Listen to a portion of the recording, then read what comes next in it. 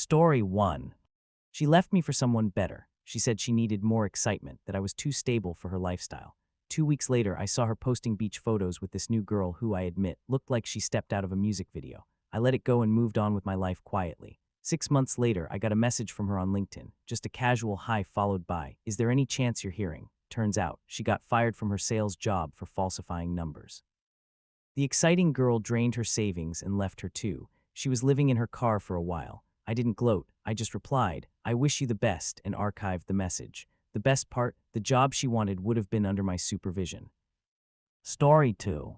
I was with her for almost 5 years. I built her a home office during COVID, helped her through family drama, and even co-signed for her car.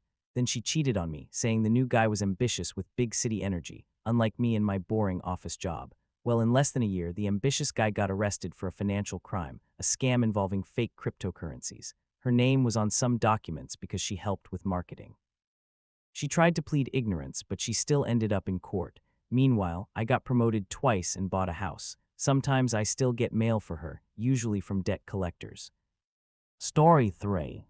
She broke up with me via text 2 weeks after my mom passed away, saying she needed space to find herself. 2 days later, she was posting couple photos with a personal trainer she swore was just a friend. I hit rock bottom. Therapy helped. The gym helped more. A year later, I walked into a new gym across town, and guess who was working at the front desk? Yup, the same guy. He'd lost his trainer's license due to harassment complaints. She was by his side, looking older, tired, and clearly embarrassed to make eye contact. I didn't say a word, just walked past with my headphones on. That silence was louder than any insult. Story 4.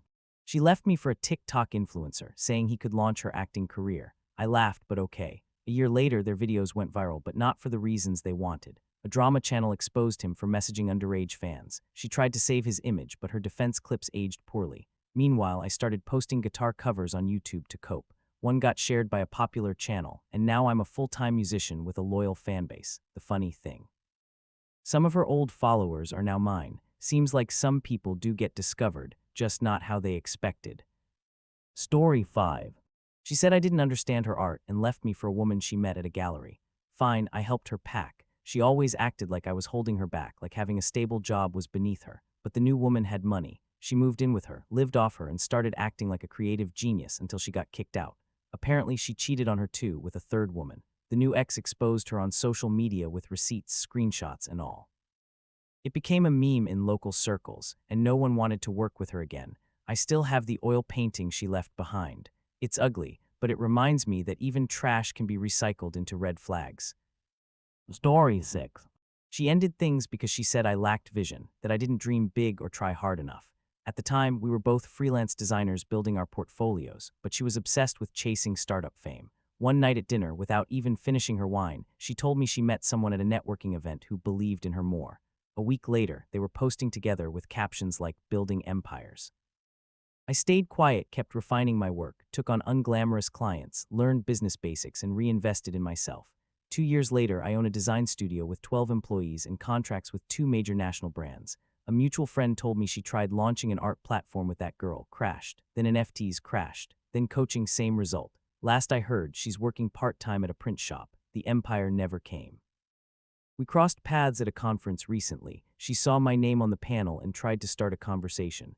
I shook her hand, smiled, and said, "Funny, I did find my vision after all." Story 7. She left me for her coworker after 4 years together, saying she felt more alive with him. I was devastated, of course, but mostly confused. We just adopted a dog together. She returned the keys, blocked me everywhere, and the dog stayed with me. 3 months later, I started taking the dog hiking every weekend. I met new people, even got in better shape. I never posted on social media, but one of my new friends, a travel photographer, took a candid shot of me and the dog on a snowy mountain peak. It went viral on a dog lover's page. Guess who messaged me from a fake Instagram account weeks later? Her. She said I looked happy and missed how peaceful things were before. I didn't reply. Months later, I ran into her ex-coworker at the dog park, small world. He was with another woman carrying a baby. I asked about her, he shrugged and said, "She got intense, controlling, I left." The karma didn't come in a dramatic moment. It came slowly, quietly through her own patterns. Meanwhile, I healed, rebuilt, and was happier than ever. Story 8. She was my high school sweetheart. We kept a long-distance relationship through college, and I thought it was working. In my final year, I was planning to propose, even booked a weekend getaway to the mountains. The day we were supposed to leave, she texted me saying she couldn't go. An hour later, a mutual friend sent me an Instagram screenshot. She posted a selfie with another guy, captioned, "Finally found someone who truly sees me." I didn't confront her. I canceled the trip and drove to the mountains alone. That weekend changed my life. I realized I'd built my identity around someone who'd moved on, or maybe never valued me. I deleted her number, stopped checking her socials, and focused on finishing my degree. 5 years later, I'm a park ranger. Yes, a total career pivot, and I genuinely love my life. Last month, I got a letter forwarded from my old apartment. It was from her saying she regretted how things ended and that the guy cheated on her 2 months into their relationship. She said she made a mistake. I thought about replying but didn't. I folded the letter and tossed it into the campfire. Story 9. We were married for 12 years. We built a life, raised 2 kids, bought a house. I thought we were solid. Then one day, she sat me down and said she'd met someone new, younger, no kids. She said she didn't want to feel tied down anymore, like she'd snapped out of a phase. She left the house in a week, didn't fight for custody, just sent child support and occasional texts. My world collapsed. I had to explain to our kids why Dad was busy every weekend. But I kept going back to therapy, night classes, and eventually certified as a medical technician. 3 years later, I bought a new house on my own, and my kids are growing up happy. One day, he called, voice breaking. She left him for her yoga instructor. He sounded shattered, said he missed the peace of our old life. I told him I wasn't his emotional safety net anymore, wished him well, and hung up. Karma didn't just balance things, it reminded him what he lost and what I rebuilt without him. Story 10. She left me for my best friend. Yes, a double betrayal. They didn't even hide it, said they'd fallen in love and didn't want to live a lie. It was like watching your house burn down and realizing your 2 favorite people were holding the matches. I moved out of the apartment we shared with just a suitcase and my laptop. I went through hell, couch surfing, depression, insomnia, but I didn't let it define me. I started writing, not about them at first, just short fiction, memoir style. One day I wrote about what happened, posted it anonymously on a writing forum, and it went viral. People related, publishers reached out. That story became the basis for a book, and the book became a publishing deal. Now I'm a full-time writer working on my second novel. Meanwhile, I saw their relationship status go from engaged to it's complicated to nothing, all in 6 months. A mutual friend said they fought constantly, especially over trust issues. What a shock. They took everything from me except my voice, and that turned out to be all I needed. Story 11. He ghosted me after 2 years together. One day we were watching Breaking Bad on the couch, and the next he just didn't come back. I called, texted, emailed, nothing. A week later, I saw a Facebook photo of him with another woman, tagged on a trip to Las Vegas. That hurt more than the breakup. No explanation, no closure, just replacement. I cried a lot, but started journaling every day. I went back to therapy and began running. Over the next year, I lost 60 pounds, quit smoking, and got a new job. Life wasn't perfect, but it was mine again. One day, I got a text from an unknown number. "Hey, long time, can we talk?" I ignored it. He kept trying, finally sending a long email apologizing. Turns out, the better woman drained his account, keyed his car after a fight, and called him a beta male. Ouch. I didn't respond, just marked the email as spam, smiled, and went back to planning my hiking trip to Iceland. Story 12. He dumped me in the most humiliating way possible, on my birthday in front of my family. He said he couldn't pretend anymore and had met someone who made him feel alive again. The worst part, he did it right after I opened my gifts. I'd given him a watch he'd wanted for months, and he didn't even say thank you. I felt my world crumble. I lost weight from stress, cried in the shower, and stopped trusting people. But pain can be a strange fuel. I threw myself into my graduate thesis and ended up winning a competitive research grant that led to a national fellowship. Years later, I was giving a lecture in a major city when I saw him in the audience, wearing that same watch. Afterward, he awkwardly approached and said, "Wow, you really made something of your life." I just said, "Still wearing that watch," and walked away. Story 13. He said I was too emotionally complex and left me for a guy who called himself a crypto philosopher, whatever that means. I just started opening up about childhood trauma, thinking we were building trust, but apparently vulnerability wasn't on his priority list. So he left and I stayed single for a while. I poured all that emotional complexity into songwriting. I started at local open mics, then bars, then regional stages. A year later, one of my songs went viral on TikTok. Record labels started reaching out. "Guess who sent me a DM? This song reminded me of us," he wrote. He even tried to crash one of my gigs, claiming he never stopped believing in me. The bouncer turned him away. I saw him from backstage. The guy he left me for now runs an Instagram selling spiritual NFTs with crypto. They haven't posted together in over a year. Story 14. He left me while I was in the hospital recovering from surgery. No warning, just a short, cold text. This isn't working. I met someone else. My mom had to read it to me because I was too sedated to process it. I felt like my soul had been punched. Apparently, he'd met someone at his gym who was more aligned with his lifestyle. He posted gym selfies with her every other day while I spent months relearning to walk. 2 years later, I don't just walk, I'm a marathon runner. I've run marathons, raised over $20,000 for medical research, and even made a local news feature. That's when he messaged me. He said his gym girl cheated on him with her trainer, he tore a ligament, gained weight, and just wanted someone who knew him before the fall. I replied that I'd already found that person me. Story 15. I found out she was cheating because of her Spotify playlist. She made one for us, but one night while we were lying in bed, her phone lit up with a new playlist called Songs That Remind Me of. My name wasn't in the title. I opened it while she was in the bathroom. All love songs, none we'd ever listened to together. That's when I knew. She admitted it the next morning, said she'd already emotionally checked out and was seeing her barista. I moved out in under 48 hours. That breakup lit something in me. I went back to stand-up comedy, something I'd quit after bombing a show. Open mics became therapy. That led to gigs, then a Netflix tapping. No joke, one of my bits was literally about the playlist. Guess who messaged me when the special dropped? She said, "I didn't know I meant that much to you." I replied, "You didn't, the story did." Story 16.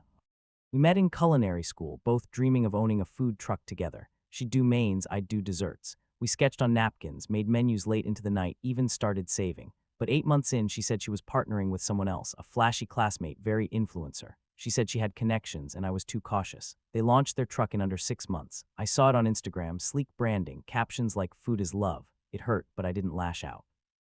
I focused on my strengths, got a job as an assistant at a bakery, worked quietly, saved money. With family loans and 16-hour days, I opened my own dessert shop. 2 years later, a local journalist asked me for a statement about my ex-culinary partner. Turns out their food truck violated health codes, dirty surfaces, spoiled meat, even a semi-viral rat video. They got shut down permanently. My shop's thriving, lines out the door on weekends. Last month, I got a handwritten letter from her. "You were the heart of that dream. I'm sorry I didn't see it." I never replied, but framed the letter and hung it behind the counter, a reminder. Story 17. She left me because she said I wasn't intellectually stimulating enough, her exact words. I'm a high school English teacher, love my job, read constantly, but I guess I wasn't philosophical enough for her. She started attending an exclusive book club and met him there, a university professor who wrote long-titled books, talked about Nietzsche, and smoked a pipe without irony. I didn't compete. I kept teaching, mentoring my students, writing in my spare time. Eventually, a literary magazine published one of my stories, then another. A university reached out to make my work required reading for freshmen. Guess who showed up at my book signing 3 years later? Her, alone. I signed her copy, stayed polite. Later, she emailed me saying things with the professor didn't work out. He was critical, condescending, treated her like a student. What irony, leaving a teacher for that. Story 18. She left me 6 months after I was diagnosed with multiple sclerosis. She said she couldn't handle the pressure and needed to live life while she was still young. We weren't even married, just 2 years together, but she left the day after my biopsy results came in, didn't even wait for the treatment plan. It broke something in me, but it didn't make me smaller, it gave me fire. I fought through chemo, radiation, surgeries. My sister shaved her head with me, friends organized meal trains, and I survived. I started speaking about being a survivor, first at support groups, then local events. Someone recorded one of my talks and it went viral. That led to podcast interviews, a book deal, even a TEDx talk. 3 years later, I ran into her sister at a book signing. She said he tore a ligament, couldn't keep up with the CrossFit crew, and his girlfriend left him. He'd gained weight, was bitter, and cried watching my TEDx talk. Story 19. She said I was holding her back. We were in a band together, small gigs, big dreams, little money. I handled bookings, gear, and mixing. She was the voice, and honestly, she had talent. One night after a show, she said a producer who saw us offered her a solo deal. She called it her moment and didn't want to waste her prime waiting for the band to take off. She left, took our band name, our co-written songs, even my guitar. It wrecked me, but I didn't stop playing. I posted acoustic covers online, then produced for others, and eventually launched a YouTube series teaching songwriting from scratch. Some videos went viral, and labels reached out to me. Her solo career didn't take off. The same producer shelved her album after a studio fight. She posted a long Instagram rant about being used and misunderstood. I just signed a licensing deal with Netflix. Sometimes karma doesn't need to shout, it just hands you a better guitar. Story 20. We had real plans. We were saving for a down payment, had spreadsheets, budgets, even a Pinterest board. Then he cheated with a flashy coworker who bragged about her manifestation vision board and expensive taste. He said she made him feel alive, that I was too focused on the future. He moved out, broke the lease, and left me with the rent and emotional fallout. I cried every night for weeks, but necessity is a great motivator. I got a second job, found a roommate, and focused on my career. In 2 years, I paid off my debts, got 2 promotions, and bought my own condo, alone. Last summer, I got a call from an unknown number. It was him. He'd been fired, the other woman maxed out his credit card and left, and he wanted to grab coffee. I told him I don't drink with the past, only with those who respect the future. Story 21. He left me mid-vacation, literally. We were in Barcelona, and he said he needed to rediscover himself and had met someone the week before, his yoga instructor. He packed and left the Airbnb. I stayed 3 more days alone in a city I barely knew, eating sad tapas and crying in a gaudy museum bathroom. When I got back, I deleted our shared socials, boxed his stuff, and started hiking every weekend, mountains, forests, anywhere I could breathe again. That turned into photography, which turned into a community. Soon, I was selling prints and working with outdoor brands. Then came the message, "I saw your photos, I miss your peace." He said the yoga guy was controlling, faking spirituality but emotionally distant. I didn't reply. That same day, I posted a new photo captioned, "Some trails aren't meant to be crossed again." Story 22. We dated through college, and when we graduated, I got a stable tech job. She said she was proud but wanted more adventure.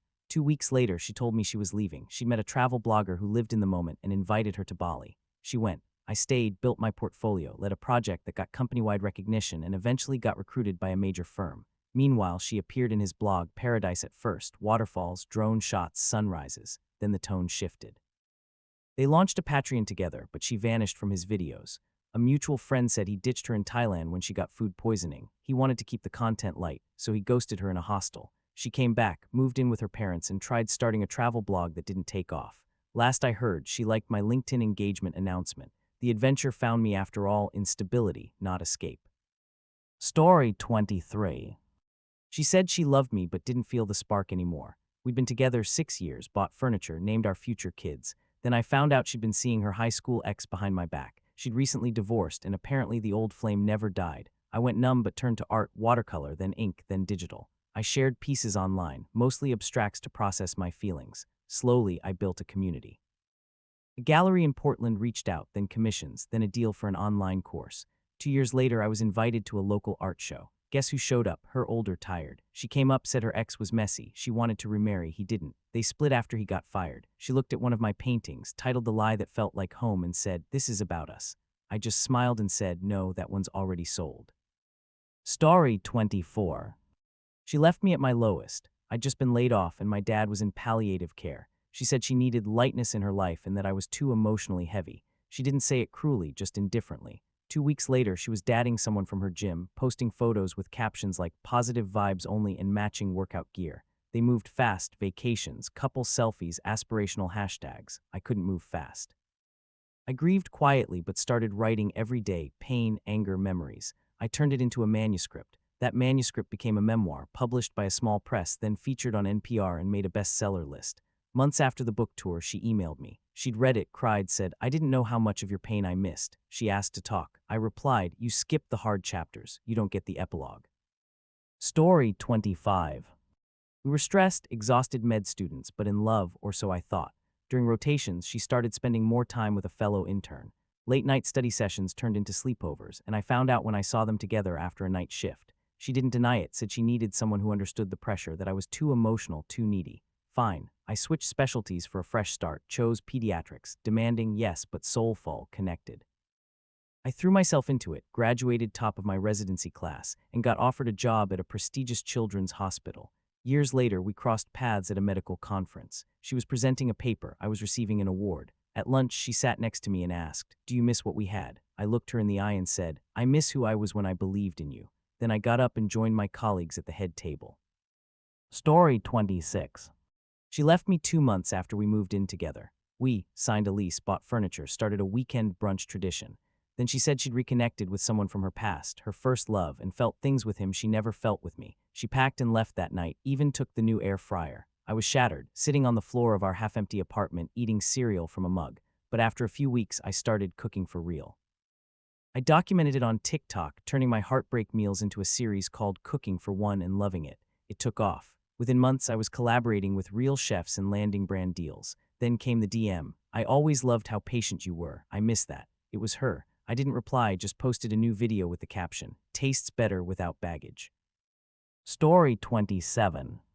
We were high school sweethearts and made it through college until the last semester. That's when she cheated with 3 different women, all from the same dorm building. She said, "I don't think I'm ready for one person forever." So I moved out of our apartment 2 weeks before graduation, canceled the Europe trip we'd planned, and blocked her everywhere. That summer, I hiked, meditated, and figured out who I was without her. Then I applied to a teaching program abroad. It changed my life. I lived a year in Vietnam, then Spain, taught amazing kids, learned 3 new languages, and started a solo travel and cultural immersion blog that became my full-time job. A publisher reached out for a book. 5 years after the breakup, she emailed me. "She's selling cars now and thinks of me when things get tough," said I was her calm. I replied with a photo from the Andes, smiling, arms wide, freedom in my hair. No text, just the image. Peace doesn't need words. Story 28. She left me after I was diagnosed with cancer. She said she wasn't emotionally ready to be anyone's caregiver. We weren't even married, just 2 years together, but she left the day after my biopsy results, didn't wait for the treatment plan. It broke something in me, but it didn't make me smaller, it gave me fire. I fought through chemo, radiation, surgeries. My sister shaved her head with me, friends organized meal trains, and I survived. I started sharing my survivor experience, first in support groups, then local events. Someone recorded one of my talks and it went viral. That led to podcast interviews, a book deal, even a TEDx talk. She messaged me after my LinkedIn video, said I looked strong and regretted leaving. I didn't reply, but added a line to my next talk. Sometimes the people who leave you in your darkest hour are doing you the biggest favor. They're just lightening your pack for the climb.